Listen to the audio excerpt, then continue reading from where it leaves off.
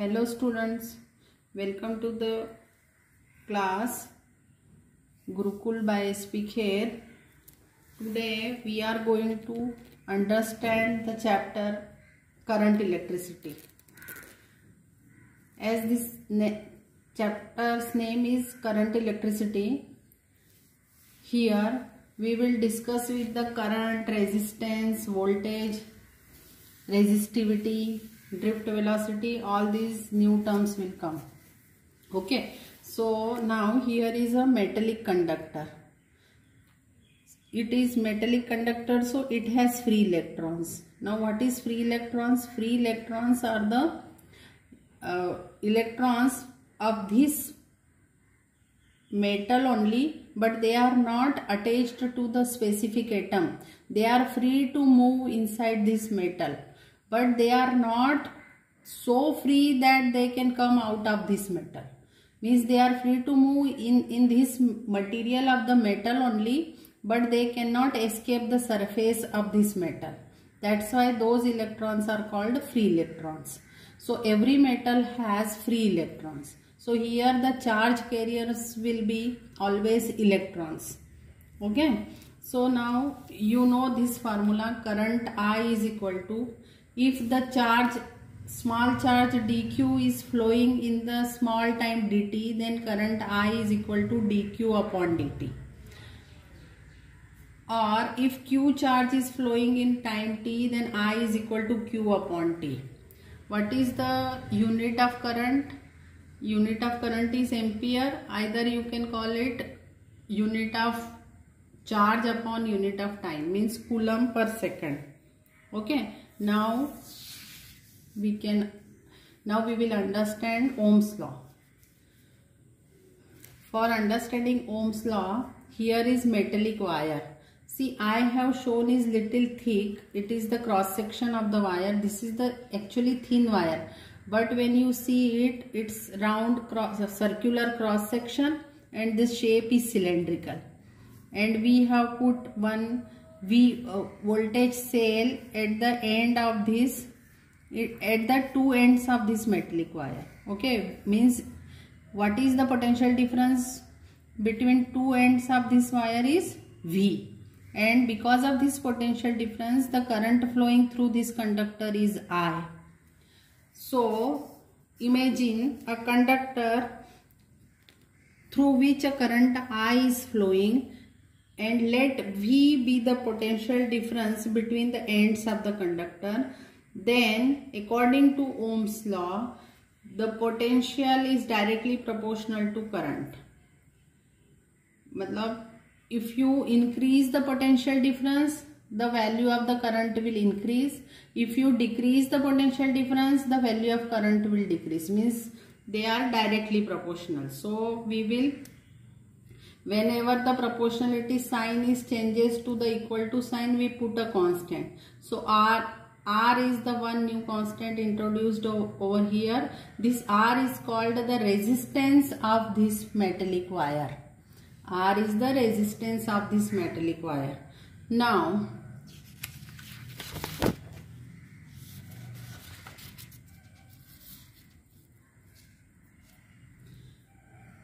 here is the formula, V is equal to IR. So what will be, R is equal to this, I will come down after cross multiplying it. So R is equal to V upon I. So what will be the unit of resistance? Volt upon ampere. Volt upon ampere, instead of saying this, we say the unit of resistance is ohm. OHM, ohm, and its symbol is like this. This is its symbol. Okay. So the resistance of a conductor, when the scientists perform so many experiments on any conductor, they find out that the resistance of a conductor is directly proportional to its length and inversely proportional to its area of cross section. Like this is a wire. This is area of cross section A and its length. If we double its length, the same material and we are taking same material and taking the wire of double length, and the area of cross section is A only, and we are increasing its length double, so the resistance will be double. So resistance is directly proportional to the length, and resistance is inversely proportional, means proportional to 1 by A. So when we write these two equations together, we can write R is proportional to L upon A, and when the proportionality sign will be changes, then one constant will come. So R is equal to rho L upon A. This rho is called resistivity. Resistivity is the property of that material. Means if you are taking one wire of aluminum of length L and another wire of length L and area of cross section A, and another wire you are taking of copper of length L and cross section A. So both of the wire are having same length and same cross section, but both the wire will give you the different resistance. The resistance, why the difference? As they have same length and same cross section, because they are made up of different metal. One is made up of copper and another is made up of aluminum. That's why their resistance is different. So the basic property, this is the intrinsic property of that metal. That's why this is called resistivity. So what will be the resistivity? Now we will define resistivity. Okay, so for defining resistivity, if we put L is equal to 1 meter and we are taking a wire whose length is 1 meter and area of cross section is 1 meter square. So instead of L we can write 1, instead of A we can write 1. So R is equal to rho. Means the resistivity is numerically equal to the resistance of the wire whose length is 1 meter and whose area of cross section is 1 meter square. Means if you are taking 1 meter length wire and its area of cross section is 1 meter square, then its resistance and its resistivity is numerically equal. Why they are saying numerically equal? Because their magnitude will be equal, but their units, their dimensions, their definition will be different. Resistivity is intrinsic property of that specific metal. Okay, so what will be the unit of rho? Here you can write rho is equal to, cross multiply this A, so R into A upon L. Rho is equal to, so rho is equal to R into A upon L. So unit of R is ohm, unit of A is meter square and unit of L is meter. So 1 meter square and 1 meter will cancel, only 1 meter will be left in numerator. So the unit of rho is ohm meter.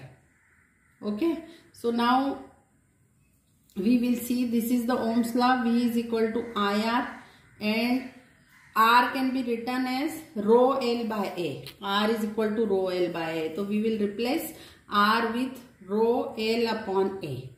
Okay, now one new definition comes over here, I upon A. I upon A is a new quantity, that is current density.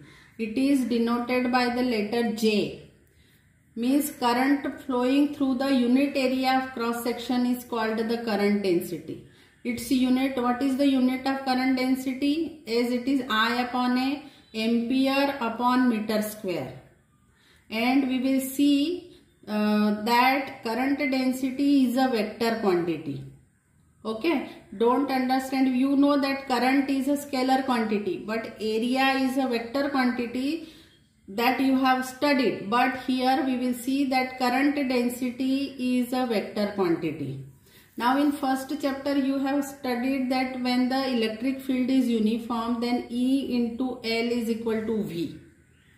V is potential difference, L is the length of the conductor and E is electric field. We are going to use this formula of first chapter over here. That's why I have used it here. We will write, instead of V, here E into L, and instead of I upon A we will write J. Okay, so this equation will convert this V is equal to I rho L upon A will be, instead of V we will write E into L, and I upon A replaced with J rho L. Now the L is getting cancelled from both the sides. So E is equal to J into rho. E is electric field, J is current density, rho is resistivity. So J is equal to, rho will come this side and it will come in denominator. So E upon rho. 1 upon rho is another new quantity. It is denoted by sigma. This is called conductivity. Now conductivity sigma is 1 upon rho. 1 upon rho means inverse of resistivity. So what is conductivity? Inverse of resistivity. What is the unit of conductivity? Inverse of the unit of resistivity. You have seen the unit of resistivity is ohm meter. So the unit of conductivity is ohm meter to the power minus 1. Okay, and see here you have seen that 1 upon rho we can write sigma.